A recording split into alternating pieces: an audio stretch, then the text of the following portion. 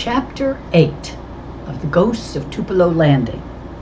Blueprints and Party Plans. At the top of the driveway's curve, Dale skidded his bike to a halt. "That was not Harm Crenshaw," he said. "That ghost is as real as we are. Maybe realer." "Right." I looked up at the gray cloud banks rushing overhead. "We better get home. It's going to storm."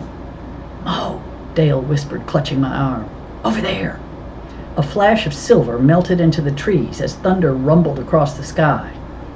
Harm Crenshaw? Again? It couldn't have been. Not this time. I looked over my shoulder at the inn, at a girl in the window, and my heart sputtered. I blinked, and the window stared back empty. My mouth went desert dry.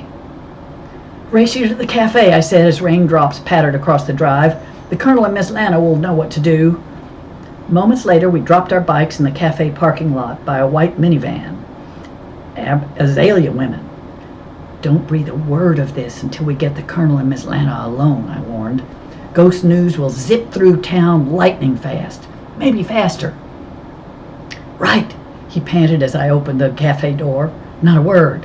We stepped inside. "Ghost!" he said. Miss Lana and Grandmother Miss Lacey looked up from the giant blueprints they spread across a corner table. Two Azalea women by the window stopped drinking tea in mid-sip. Violin music wafted from the jukebox. The air smelled warm and yeasty. "Sorry," he whispered. "Sometimes I could kill Dale." He means a ghost in the fine print," I said very quick. "Old news," I added for the Azalea women. "Don't bother telling, it's all over town." The Azalea women slipped back into conversation. "The Colonel says loose lips sink ships. Dale's could sink a fleet." "Buongiorno," Miss Lana said, smiling. That's hello in Italian. "Back at ya," Dale said and leaned toward me. "French?" he whispered. "Italian," I replied, pointing to the leaning tower of Pisa, salt and pepper shakers, a center stage of the red and white check tablecloths.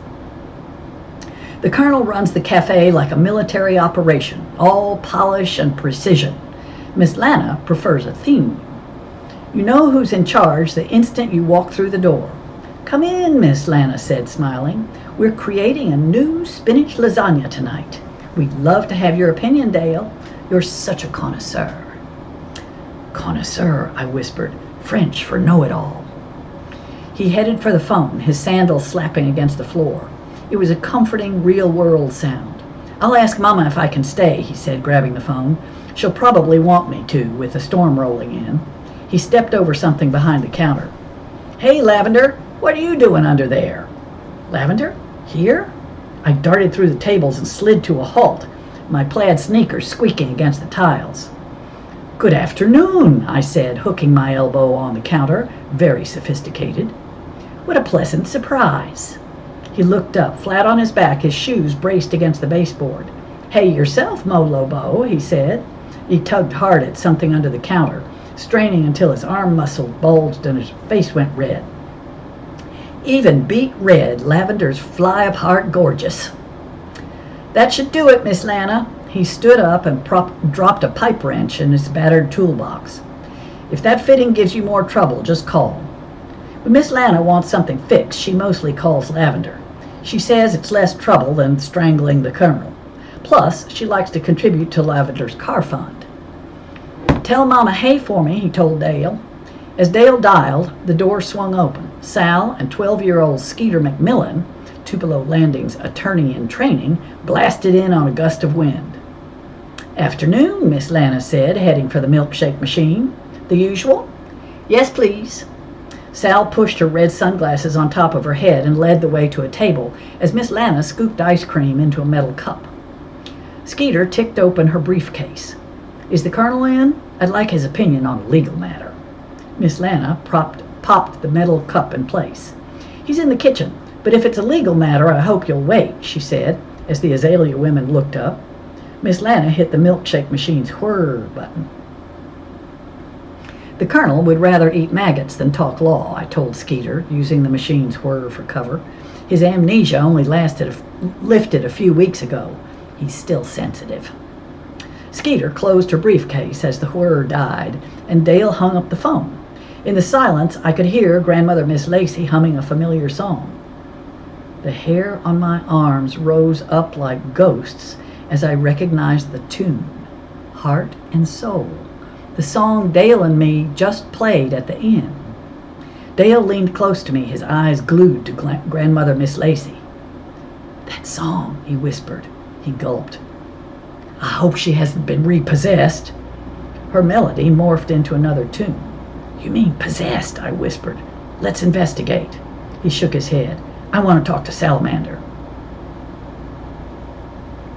Right. I headed for Grandmother Miss Lacey. "Hey, I never heard you hum to yourself," I said, settling beside her. "How do you pick your tunes?" "Oh, was I humming?" she asked, running her finger over the blueprints. "Forgive me, dear. When you live alone, you find unusual comforts. Take a look at these blueprints, Mo. They're fascinating." At the window table, the Azalea women gathered their rain gear and headed for the cash register, leaving a 25% tip. I leaned over the blueprints. Salt shakers at each corner kept them from curling like scrolls. "Where'd you get them?" I asked as Lavender sauntered over. "Found them in the courthouse," he said. "Allow me. Here's the inn and the main drive. Here's the shortcut by Red Baker's place." "But look at this," he said. "A path from the inn to the old store. A path I've never seen before."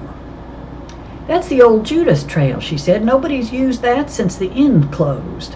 I doubt you can even find it anymore." Dale gulped. The Judas Trail? No wonder nobody uses it with a name like that." He smiled at Miss Lana as she passed the shakes around. "Mama says thanks for inviting me to supper, and may I please spend the night? Her headache's back." "Miss Rose gets headaches ever since Dale's daddy went to jail again. Not because he's in jail, but because she's divorcing his sorry self. Miss Lana says even good changes can be stressful." "Of course you can stay," she said. "Excellent," I thought. "We'll deliver our ghost news after supper." "Hey, Dale," Sal said, taking a package from her satchel. "Your order's in."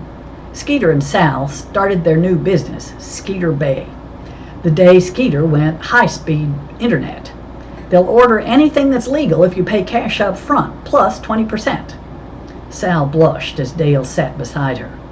Instant guitar, 3 chords to fame and fortune, with a bonus section, Songwriting 101. "It looked like a great book, Dale." She tilted her head, her gray eyes soft. "I just know you're going to be a star." "Thanks," he said modestly. "Dale kills me." Lavender pulled up a chair by mine. A gold star moment in a so far hideous day.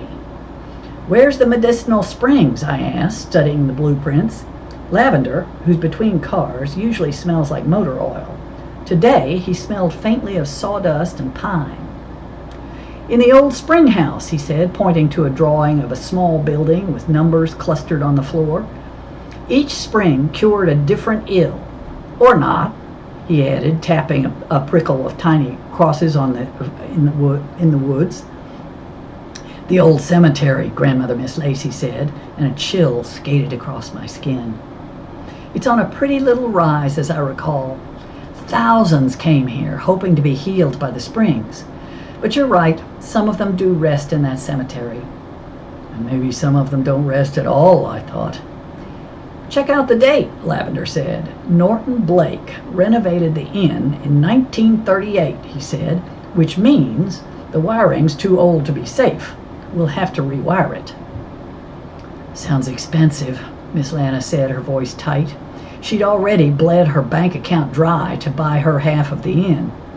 With the cost of the painting... "Don't worry," Grandmother Miss Lacey told her. "We'll be fine." Like I say, Grandmother Miss Lacey's the richest person in town. "There's good news, too," Lavender continued. "The floors are heart pine and the windows antique glass. The inn's in needs a lot of elbow grease and paint, but she'll be a work of art when she's done." The Colonel marched in from the kitchen with a box of cups. "Lavender's agreed to supervise the day-to-day construction on the inn if I head the project," he told Miss Lana and Grandmother Miss Lacey. We could start hiring tomorrow if it suits you. Lavender? At the inn? Every day? Suits me, I said. Dale and me got a ton of research to do out there, and I'll immortalize you in film. At the next table, Sal stripped the paper off her straw. I'm glad you stuck with your ghost research, Dale. That's brave. I just hope you don't go zombie, she said, holding her arms out and rocking back and forth in her seat. Zombie? Dale said, his voice quaking. Can that happen? We ain't worried, I told Sal, and Lavender grinned. Lavender's grin makes me feel like I can do anything, except maybe fractions. Dale and me already presented our card to the disembodied in question. Dale choked on his milkshake. We did? Impressive, Sal murmured.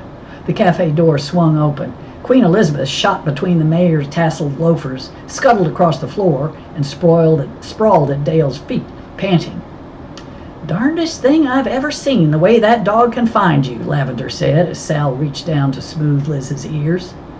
She's psycho, Dale explained, and Sal snatched her hand back. He means psychic, which means she can see the supernatural, I told her. Mayor Little smoothed his tie over his round belly. Happy Friday afternoon, fellow citizens, he said. He sniffed and took in the tablecloth. Rome? Si, I replied as the colonel measured fresh coffee into the coffee maker. The spinach lasagna ain't ready, but I can make you a PB&J at Italiano.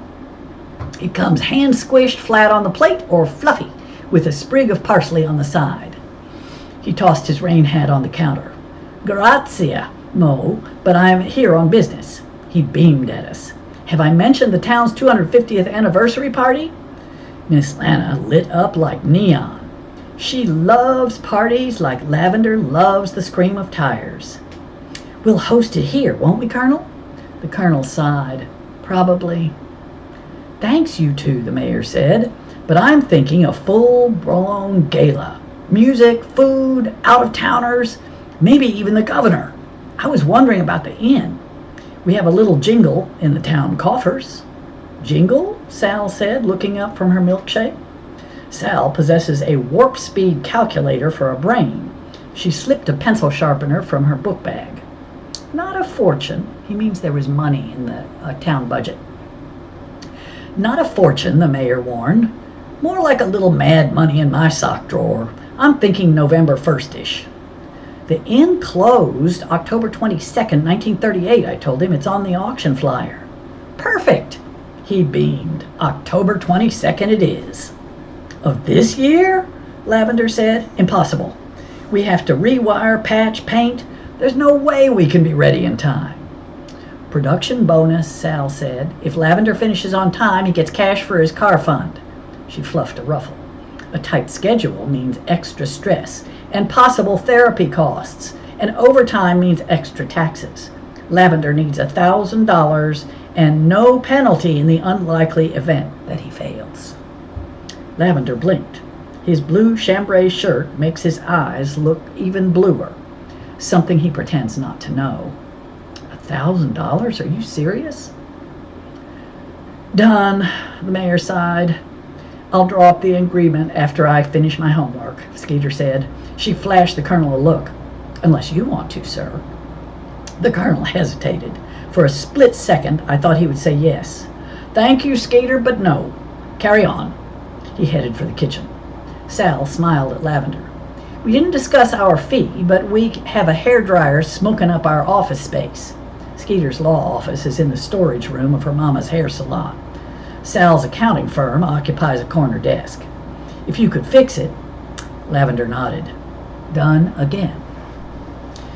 We'll need entertainment, Miss Lana said. I'm developing DJ skills to defray future law school expenses, Skeeter said. I'll pro bono you as a public service. That means she'll do it for free. I think my expenses are tax deductible, she asked Sal, who nodded. Nobody knows for sure if Sal actually files taxes.